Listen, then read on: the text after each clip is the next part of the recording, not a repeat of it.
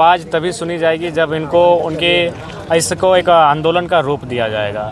जोहार, मैं सदानंद यादव, आप देख रहे हैं SST24 झारखंड। अभी मैं झारखंड के हजारीबाग ज़िला का आया हूँ और यहाँ पे देख सकते हैं, यहाँ पे जो गाड़ी लगी हुई है खतियान का, यहाँ पे देखिए लिखा है 1932 खतियान यहाँ पे लिखा हुआ है। और ये देखिए यहाँ पे देख सकते हैं, यहाँ पे झारखंड का चित्र बना हुआ है, ये JBKSS लिखा हुआ है।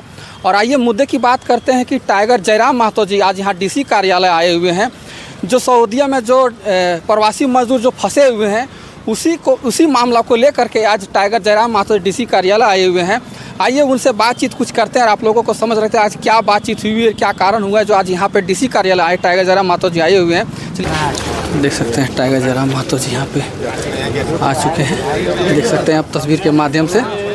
आज तभी सुनी जाएगी जब इसको एक आंदोलन का रूप दिया जाएगा, जब उनकी आलोचनाएं होंगी। और ये आवाज़ तभी सुनी जाएगी जब पत्रकारिता मीडिया हाउस में बैठे लोग उनसे प्रश्न करेंगे। और प्रश्न, मेरा भी मानना है, प्रश्न उन प्रतिनिधियों से होना चाहिए जो जिम्मेवारी के साथ चुनकर गए हैं। जब उनसे तीखे प्रश्न होंगे, जब उनकी जिम्मेवारियों पर प्रश्न खड़ा होगा, जब उनकी कार्यशैली पर प्रश्न चिन्ह लगेगा, तो निश्चय इस पर पॉजिटिव सकारात्मक बदलाव आएंगे। और एक आंदोलन भी रास्ता है, चूँकि हम लोग जब आंदोलन की रास्ता तैयार करेंगे, जब आंदोलन की रूपरेखा तैयार करेंगे, तो जाहिर सी बात है उनमें एक भय होगा। तो कुल मिलाकर आंदोलन, मीडिया का सवाल और इन चीज़ों को जब लगातार प्रेस के माध्यम से, प्रिंट मीडिया के माध्यम से जब ये उठती रहेंगी तो निश्चय ही एक रास्ता खुलेगा और वे बाध्य होकर उस रास्ते को स्वयं तैयार करेंगे। जब एक पिता और पुत्र के बीच का लड़ाई होती है तो स्वाभाविक है कि उसमें पिता की भी कुछ दोष त्रुटियां होती हैं, पुत्र की भी कुछ त्रुटियां होती हैं। लेकिन उनमें से दोनों अगर कोई एक संकट की स्थिति में उत्पन्न होगा तो उस समय हम लोग दोष और त्रुटियों को नहीं गिनते हैं, हम सहयोग की अपेक्षा रखते हैं कि हमें अगर पुत्र संकट में है तो पिता अपनी त्रुटियों को भूलकर मेरी गलतियों को क्षमा करके मेरा सहयोग करेंगे, और अगर पिता संकट में है तो चाहेगा कि पुत्र उन गलतियों को भुलाकर, उन त्रुटियों को भुलाकर मेरा सहयोग करेगा।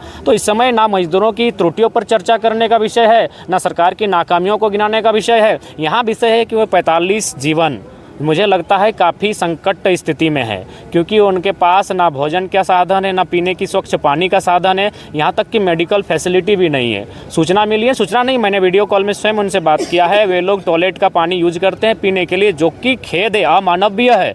और सबसे खास बात कि 3 मजदूर बीमार थे और 2 दिन बाद जब पुनः उनसे बात हुई तो उनकी संख्या 7 हो गई। और उनको 1 तारीख तक उस मकान में जहाँ रह रहे हैं, जो 20 बाई 20 का मकान है, जहाँ 45 लोग रहते हैं, हमारे लिए तो एक व्यक्ति के लिए उतना बड़ा मकान होता है, 45 लोग एक ही मकान में रहते हैं, उसे खाली करने का भी नोटिस जारी कर दिया गया है। अतः यहाँ त्रुटियों को गिनाने का वक्त नहीं है, चूँकि विषय इंटरनेशनल है। अतः राज्य सरकार की जो विभाग है, जो हमारी वहाँ दूतावास है, हमारे जो राजदूत हैं, उनके साथ समन्वय स्थापित करते हुए उन्हें यथाशीघ्र वतन वापसी का प्रयास करना ही चाहिए। तो ये 4 कॉल हो चुके हैं, उनके 4 वीडियो कॉल हो गए, लेकिन कोई लगता है कि कोई उस पर कोई त्वरित कार्रवाई अभी तक नहीं हुई, देखिए वापस लाया। ये बिल्कुल, वहाँ अगर किसी नेता, किसी विधायक, किसी सांसद का पुत्र होता तो कार्रवाई त्वरित भी होती और नए नियम भी बन जाते, नए बिल भी, विधेयक भी बन जाते हैं। लेकिन चूंकि वे लोग शोषित वंचित लोग हैं, जो मजदूरी की तलाश में, दो जून की रोटी की तलाश में एक अच्छे मंजिल को पाने के ख्वाब लेकर वहाँ तक गए हैं, इसीलिए अभी तक कार्रवाई नहीं। शायद ये लोग इंतजार कर रहे हैं कि उन 45 में से कुछ मजदूर ऐसे हैं जो शायद उनके साथ कोई अप्रिय घटना घट जाए, तब ये कार्रवाई करेंगे। ये लोग इंतजार में बैठे हैं, अभी वे जीवित हैं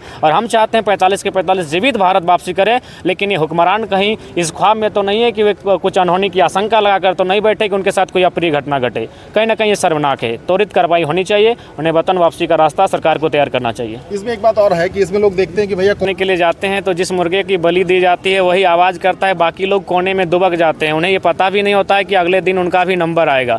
तो वही हाल हम मानव का है। हम लोग अपनी रोज़मर्रा के जीवन में और इस आधुनिक जीवन में इतना व्यस्त हो चुके हैं कि हम लोग अपनी संवेदना को खो चुके हैं, अपने कर्तव्यों को भूल चुके हैं। मेरा मानना है पूरे राज्य का विषय है, पूरे राज्य के तमाम जो जनप्रतिनिधि हैं उन्हें प्रवास की पीड़ा पर हमेशा आवाज़ उठानी चाहिए, सदन पर बात रखनी चाहिए, वैकल्पिक मार्ग तैयार करने चाहिए। और फिलहाल जो मजदूर हमारे विदेश में रहते हैं या अन्य प्रदेशों में रहते हैं, उनके साथ कोई अप्रिय घटना ना घटे। लगातार ऐसी घटनाएं आती हैं, महाराष्ट्र, गुजरात से हमारे मजदूर या तो उनके साथ अप्रिय घटनाएं घटती है, उन्हें मार दिया जाता है, ऐसी बहुत सारी घटनाएं घटती हैं। तो इसके लिए हमारी सरकार को बेहतर काम करना चाहिए। अगर इंटरनेशनल मामला हो तो केंद्र की सरकार को काम करना चाहिए, और अगर अन्य प्रदेशों का मामला है तो राज्य सरकार को बेहतर काम करना चाहिए और मजदूरों के साथ हमेशा खड़ा रहना चाहिए। हम लोगों ने DC मैडम को और वहाँ DC महोदय को ज्ञापन दिया है, तीनों जिला में हम लोग देंगे, और ये इनके माध्यम से ईमेल हो या फैक्स के माध्यम से ये केंद्र तक जाएगा, और केंद्र के माध्यम से हमारे जो सऊदी के रियाद में जो हमारी दूतावास होगा वहाँ तक संदेश जाएगा।